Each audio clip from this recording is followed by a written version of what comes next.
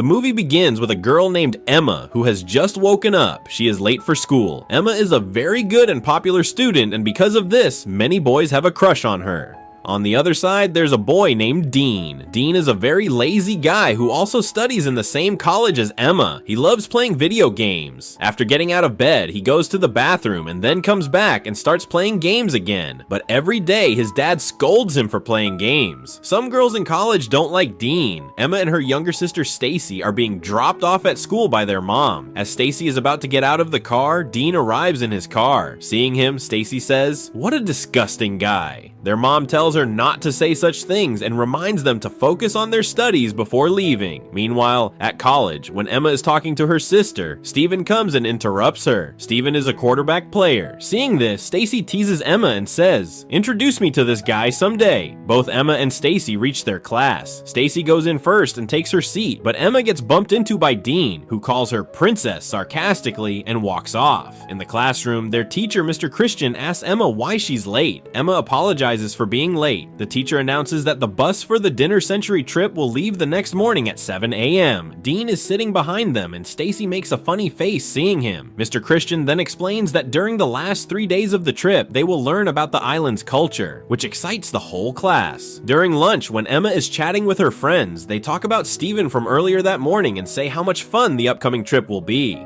Stacy says that they'll be able to live freely on that trip, but Emma reminds her that they'll also have work to do there. Emma's eyes suddenly fall on Dean, who is cutting an apple with a knife. Seeing this, Lizzie gets irritated. That's when Emma's friend Helen speaks up, saying that Dean is actually a good guy. Dean and Helen study together, but Lizzie doesn't agree. Another friend, however, considers Dean a good student. Just then, their teacher, Miss Collier, comes over to Dean, takes the knife from his hand, and heads straight to the principal's office to report him. But Dean doesn't seem to care about any of it. Because Dean didn't follow school rules, Lizzie tells her friends that Emma shouldn't hang out with boys like him, especially since a famous player likes Emma. The next morning, Emma is getting ready. Her mom helps her with the preparations, and her dad tells her he can do anything to make her happy. Emma thanks her mom and dad. On the other hand, Dean's father, Jack, reminds him how hard he worked to get Dean included on the trip. He tells Dean that he coordinated with college staff for the trip. Although Dean doesn't want to go, after repeated requests from his father,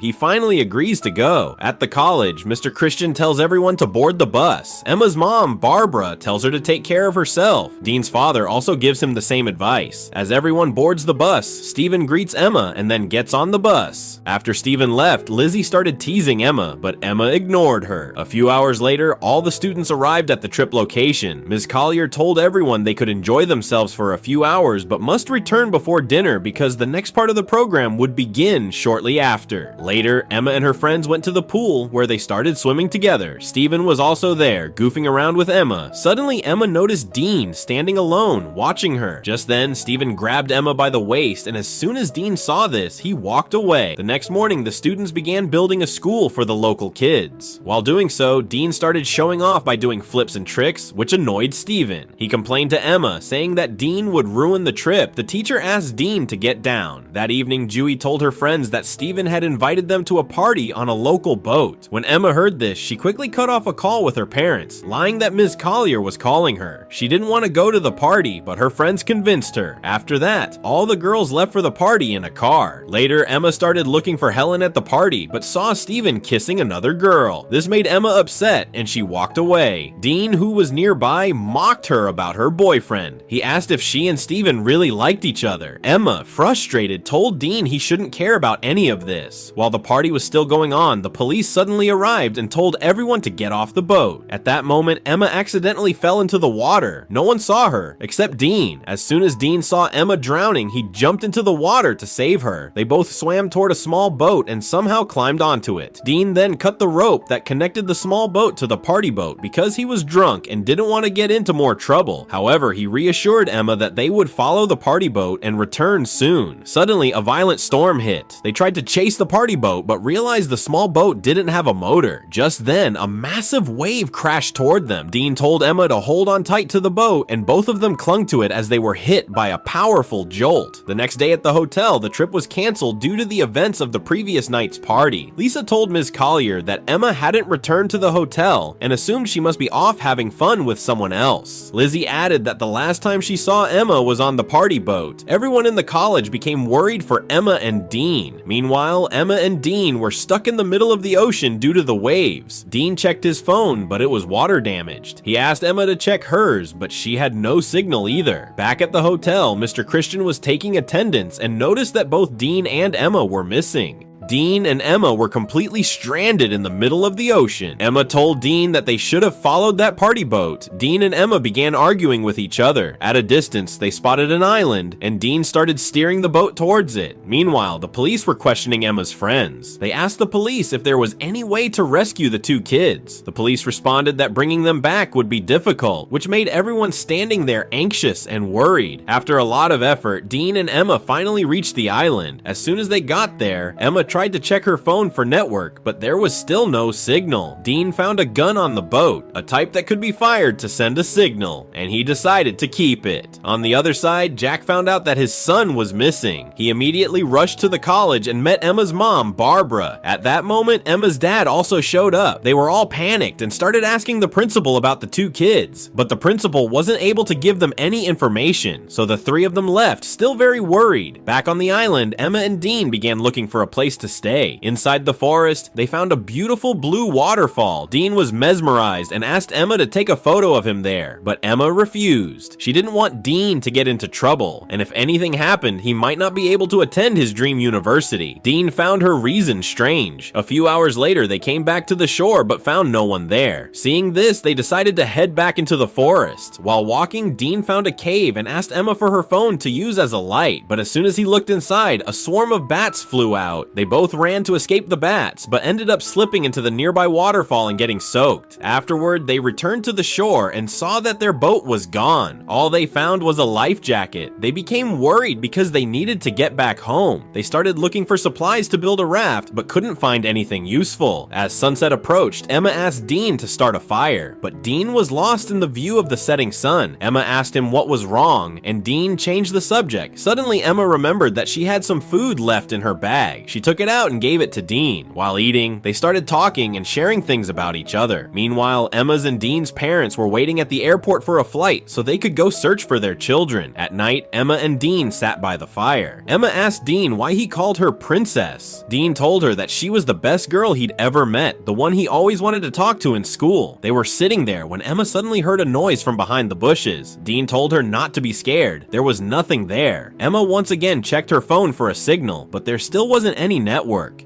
Both of them began getting ready to sleep. Emma started feeling cold, so Dean took off his jacket and gave it to her. Emma reassured herself that their families would rescue them soon. Just then, Emma heard a strange noise again, but despite being scared, she somehow managed to fall asleep. In the morning, when Dean woke up, he saw Emma writing SOS on the sand. Dean asked her for the phone again, but Emma told him the battery had already died. Dean was feeling hot, so he went for a swim. Watching him, Emma found herself drawn to him even more. Meanwhile, at the hotel, Mr. Christian was informing Emma and Dean's parents that the police were actively searching for them and had found the boat they had gone missing in. Then Jack gave Mr. Christian some money to help speed up the search. Mr. Christian apologized to everyone, but Barbara said she also wanted to help find the kids. Back on the island, Emma was collecting water from a nearby stream when she heard the strange noise again. Frightened, she ran away from there. Dean, who had been watching her draw SOS in the sand, kept staring at her. They were both hungry, so they searched for food and found some fruit. After eating properly, they built a small shelter. Emma noticed Dean had fallen asleep inside it, so she went and lay next to him. Suddenly, Dean turned toward Emma in his sleep and put his hand around her waist. Emma actually liked it, so she didn't move away. The next day, while Emma was bathing at a waterfall, Dean asked her for sunscreen. Emma told him to look in the bag, but Dean said the sunscreen wasn't there. They got into an argument about how their stuff kept going missing. Meanwhile, at the hotel, Barbara was thinking about Emma while watching the news. Stacy was home alone, so Phil was getting ready to go back. Barbara was still very worried, but Phil comforted her with a hug and told her that they would find Emma soon. The next day, Jack and Barbara took a helicopter to search for Emma and Dean. Back on the island, Emma was trying to start a fire and telling Dean how much she missed her family. That's when Dean found a human skull nearby. Emma screamed in fear and started panicking, thinking they might die on the island just like that person. But Dean reassured her that if they stayed together, they would make it back home. Then he kissed her, and as night fell, they both got lost in each other's love. After a while, Emma suddenly starts crying, missing her home. In the morning, when Emma wakes up, she sees that Dean is not there. She calls out for him many times but doesn't find him. She gets very scared and goes into the forest to look for Dean. After a while, she finds him digging a hole to bury a human skull. Emma doesn't understand what Dean is doing there. She asks him what he's doing, but Dean snaps and says he doesn't need any help from her. This hurts Emma, and she tells him to at least explain what's going on. Suddenly, Emma falls and injures her knee. Dean immediately tends to her wound and assures her that everything will be fine. He then tells her that he lost his mother when he was very young and never got the chance to bury her.